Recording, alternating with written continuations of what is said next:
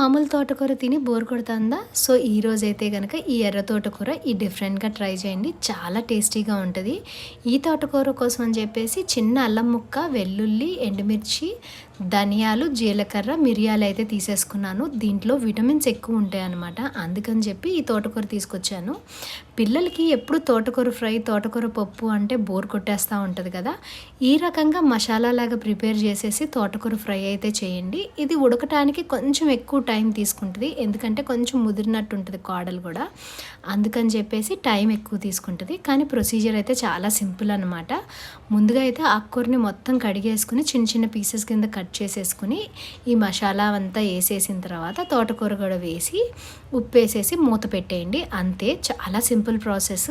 కానీ half an hour పాటు అయితే ఉడకాలన్నమాట. దీనికి ఎక్కువ ఉడికితే నీళ్ళు పోసి చాలా టేస్టీగా ఉంటుంది. పిల్లలు కూడా అలా అని తినేస్తారు. ట్రై చేయండి, కమెంట్స్లో పెట్టండి.